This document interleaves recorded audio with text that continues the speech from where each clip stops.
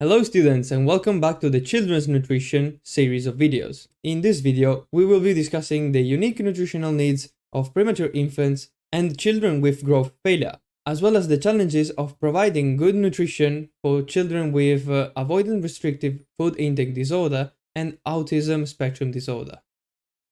Hi, I am Tommy. I am a human nutrition student and researcher at the university. What I do in this type of videos is to synthesize my classes at the university, so then I can explain and teach you the best and most valuable information you need to know. So let's begin this video by talking about the diet and nutrition in the premature infants. So nutrition in premature infants and low birth weight. Definitions and objectives. A premature is a newborn with less than 37 weeks. And a very premature is a newborn with less than 32 weeks, and it tends to have 1.5 to 1.6 kilograms at birth, which is very, very low. So the objective is to replicate the growth of a healthy fetus, but it's very difficult to achieve. And there is the possibility of a postnatal growth failure, because with less growth, there is also less neurodevelopment in general, but also neurological development. And the growth objectives are 20 grams a day and 1 centimeter per week from when we start the program. What are the causes of postnatal growth failure? Inadequate nutritional practices and comorbidities. For example, the malnutrition and modest inadequate diet. This is the main reason.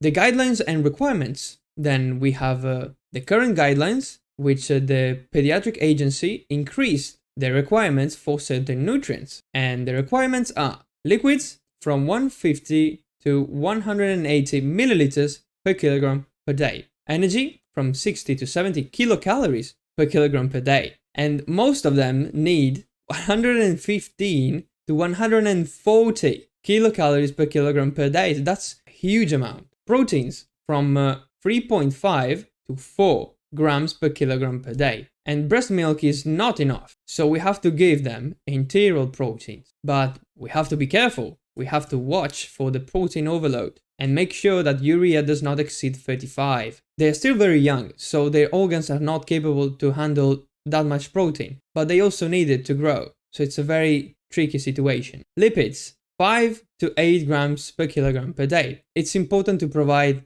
polyunsaturated fatty acids such as DHA and arachidonic acid. This is an omega-6 and this is an omega-3. These are very important for the brain development. Carbs from 11 to 15 grams per kilogram per day. They have lower requirements than normal weight because they have a better absorption. And electrolytes, well, sodium, potassium, chlorine, calcium and phosphorus, which is better to have a 1:4 ratio between them. Magnesium as well, a lot of iron to avoid the common iron deficiency. Trophic nutrition, we have to measure the tolerance of milk volume they have. We cannot give them too much. And breast milk, it has very good nutrition, but the fortification of it is necessary for prematures. It's not enough with only breast milk, unfortunately. Growth evaluation and clinical cases. Well, there is a growth evaluation using the World Health Organization charts. And the clinical cases, well, we have the protocols and tables for mixed feeding, which tends to be the normal here. And we can have a more aggressive catch-up for moderate premature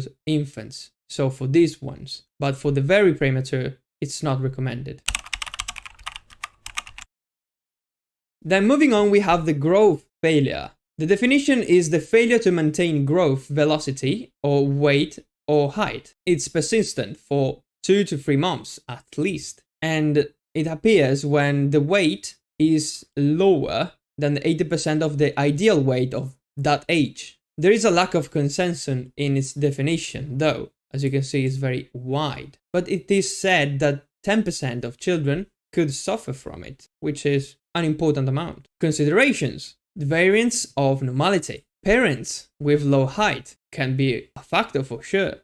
Big children for the gestational age and constitutional growth delay. These are the variants of normality. The variables that will have to do with growth failure. The causes: inadequate or insufficient intake, the majority of the times. Then malabsorption of nutrients can also happen. And maybe an increased nutritional requirement. So this is a state of malnutrition. Classification: when there is only low weight is due to inadequate intake the majority of the times. When there is low weight and low height, is associated with endocrinopathies and bone diseases. And when there is low weight, low height, and low head circumference, it's mainly because of intrauterine pathology. So what do we need to do? A clinical history, an anthropometric assessment, and a physical examination. In the clinical history, we have to get the perinatal, personal, and family history, a dietary survey, gather the symptoms and the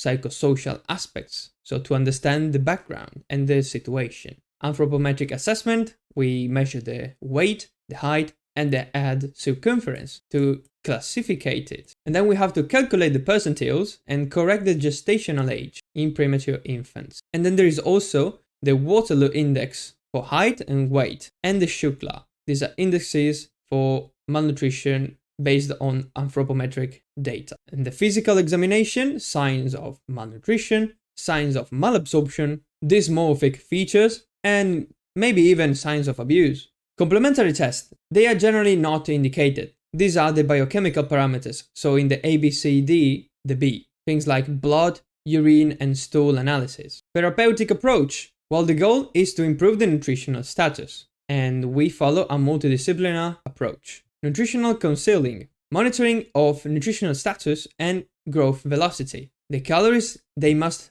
eat in a day are calculated using 20 times the ideal weight divided by the actual weight. There is a natural enrichment of the diet using sauces, purees, increased breaded meats and fish, creams and chocolates for desserts. This is to add calories to fight that malnutrition. This is a very specific situation in which they need a lot of calories. Special formulas for very specific indications. They usually go through age stages and most are in high calories. And then also pharmacological treatment, appetite stimulants and micronutrients supplements, vitamins and minerals they are lacking. And there are also steps for proper eating behavior for the infant, for the child, and resources for the parent.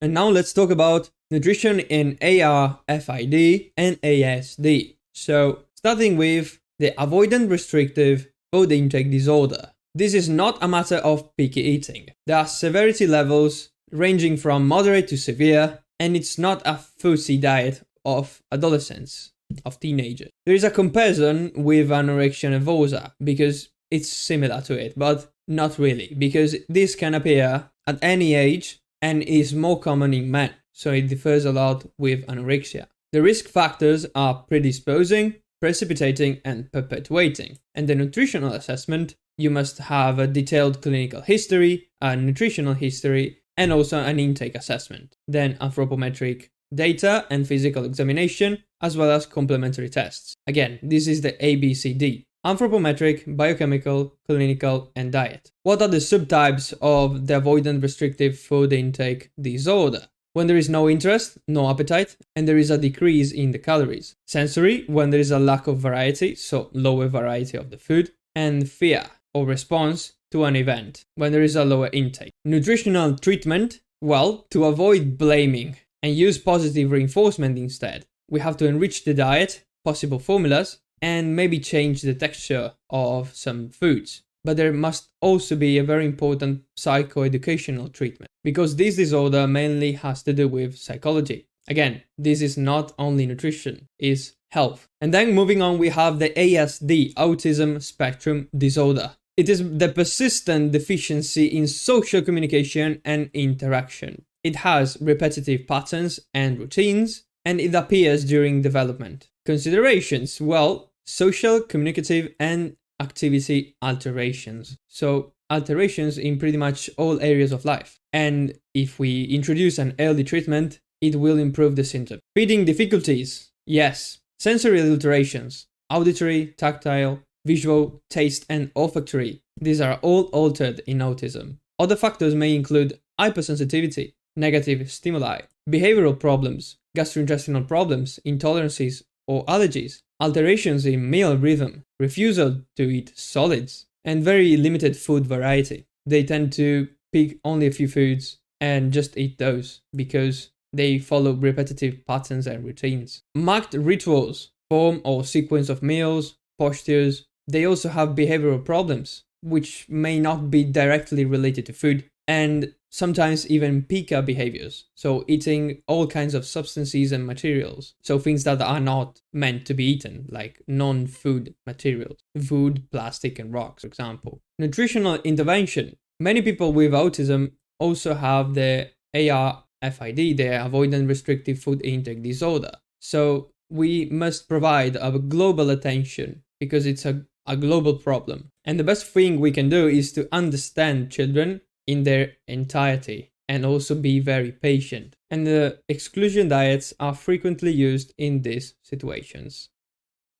Okay, this is it for this video. I hope you understood everything I said. If you didn't, there is a comment section down below. Don't forget to like, subscribe, and turn on the notifications so you get notified every time I upload a new video. If you get value from this, please share it to your friends and family to spread this knowledge to them as well and give them the opportunity to learn something new today. Thank you so much for watching, and I will see you in the next one. Hope you enjoyed.